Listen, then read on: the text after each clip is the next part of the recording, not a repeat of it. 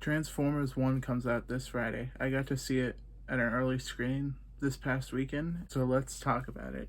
This movie stars the likes of Chris Hemsworth, Brian Tyree Johnson, Keegan-Michael Key, and Scarlett Johansson, and it's the origin story of how Optimus Prime and Megatron became enemies. Now, I'm a casual Transformers fan. So I've only seen the live action movies, some of which are better than others, but I haven't really dived into the cartoons at all. I haven't seen the animated movie back in the 80s, and I haven't seen any of the animated shows. And when I saw the trailer for this didn't seem like the type of movie I was going to enjoy. It seemed like it was leaning more towards the die-hard fans of this franchise, so I wasn't expecting much out of this. But to my surprise, Transformers 1 is my second favorite Transformers movie now, right behind Bumblebee. It has a lot more going for it than I expected based off the trailers. Let's talk about the performances first, because that's what I was most skeptical on going in. Initially, I thought that this was just going to be a case of famous celebrity that voices famous character, even if it doesn't fit, but I was actually surprised by how well the cast did in this job. Chris Hemsworth is really good as Orion Pax. Peter Cullen is amazing in his Optimus Prime, and Hemsworth isn't trying to be him at all. He's doing something different with this character, and I thought he did a really good job, especially when he starts hitting that deep voice that Peter Cullen is known for. Felt more like an homage to Peter Cullen more than a copy of him, and I thought Hemsworth did a really good job. Keegan-Michael Key was good as B. B in this movie is kind of the comedic relief, and Keegan-Michael Key has a lot of fun with that. You can tell he's genuinely having fun recording his lines, and a lot of his jokes did land for me. He also can get serious when he needs to. It doesn't happen often, but when his character starts to become more serious, he does a good job with it.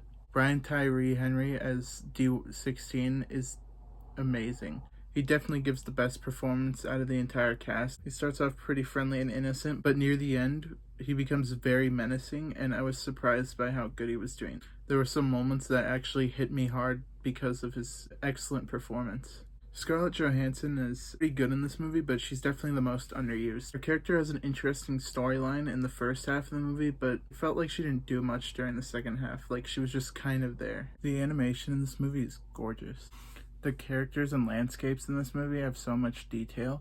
Like the robots have like scratches and dents that make it feel like really lived in, which is ironic because this is an animated movie, but the animation is just that good. However, what surprised me most about this movie is its story. Going into this movie, I expected the first half of this movie to be the entire movie, like just this adventure with four Transformers, nothing really else. However, the second half of this movie goes in a completely different direction, and the shift between the first half and second half isn't abrupt at all. It feels very natural. It feels built up in the first half. The second half of this movie reminded me a lot of Spider-Verse in terms of its maturity. This definitely feels like a movie that both kids and adults can enjoy. I do think that some kids are going to talk to their parents about the ending of this movie. As far as my issues go, the pacing in the second act is a little slow. There's a lot of setup for the third act, and I could see some kids getting bored during it. This movie is also pretty exposition heavy. There's a lot of exposition in the second half specifically that was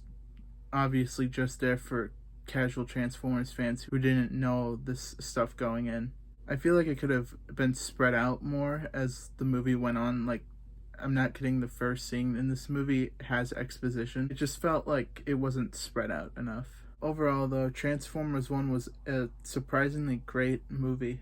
It's probably one of the biggest surprises of the year, and it's definitely my second favorite Transformers movie. I can see adults and kids both enjoying this movie, and it's surprised me a lot by how mature it gets. I'm gonna give Transformers 1 an A-.